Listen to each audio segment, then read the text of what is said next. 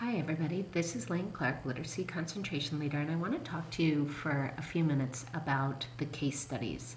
In this course, the case studies are done differently than normal threaded discussions. So instead of having kind of weekly discussions around chapters or topics, you're going to have 3 case studies during the course of this semester or term, and this is where the discussions will happen. The case studies will be located in Module 2, Module 4, and Module 6. I shouldn't have done that with my hands. So let me just take you into Module 2 to demonstrate to you or just show you using this module how you're going to navigate the case studies. So when we go into Module 2, and Module 2, Module 2's topic is about how to create and support a literate environment. And you will see one of the folders in Module 2 says Module 2 Case Study. This is where you're going to find the information for whatever your case study, or for your case study. Now you can see that there are 3 different case studies. One's for elementary levels, one's for middle, and one's for secondary. So if you are in an elementary group, you're only going to click on the elementary one, and so on. So let's just say I'm in the elementary group, and I'm going to click on Case Study Elementary. Once you get there, you are going to see how the case study is broken up. So first of all, it's going to tell you exactly what you need to do. There's a video that you're supposed to watch.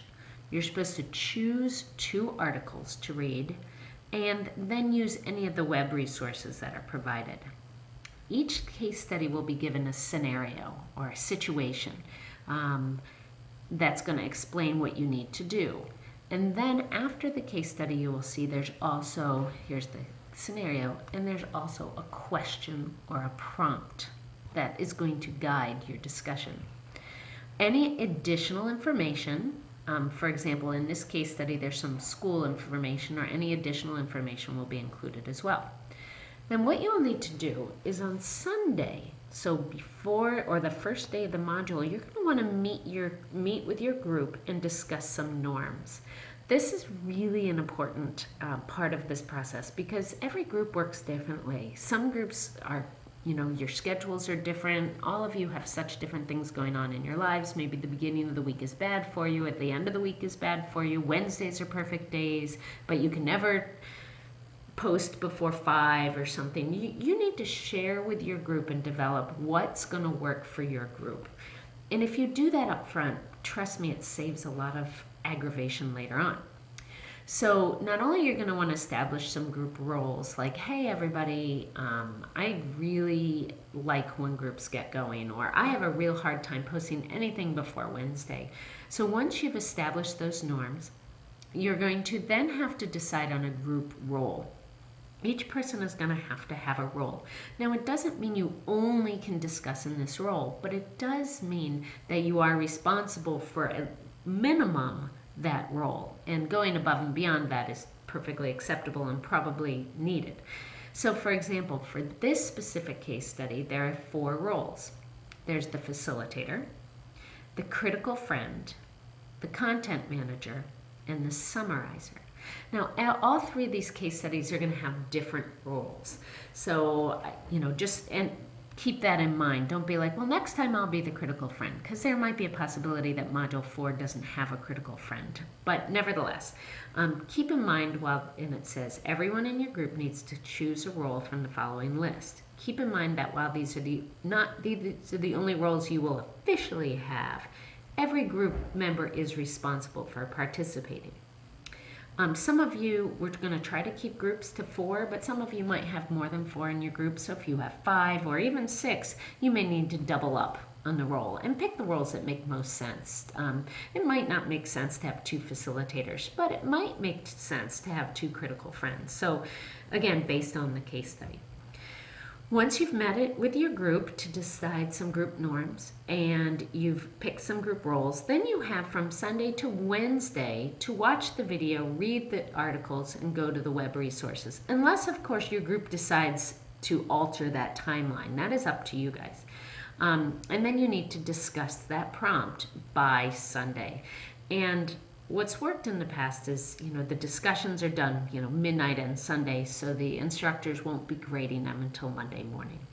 So each case study is organized the same way.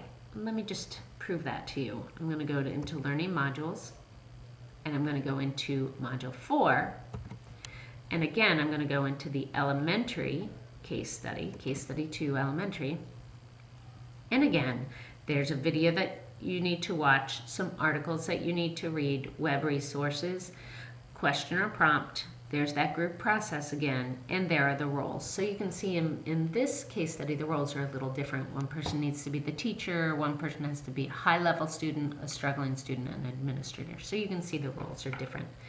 Again, there will be 3 of these discussions around case studies. Now, to know a little bit more about what you're supposed to do for the case study other than the case study itself, go to Assignment Descriptions. And in this folder, you will find the rubric for the case study.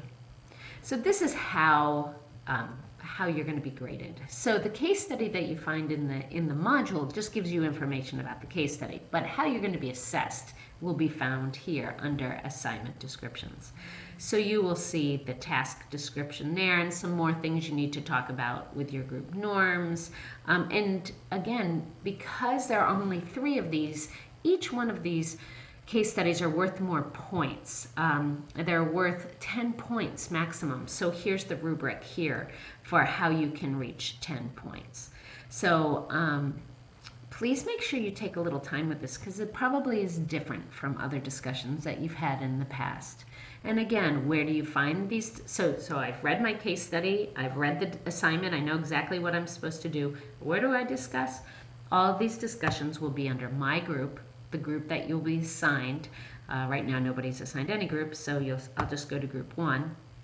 And if you go to group discussion board, on the group discussion board you will see module 2 case study, module 4 case study, and module 6 case study. And that's where you will discuss your case study.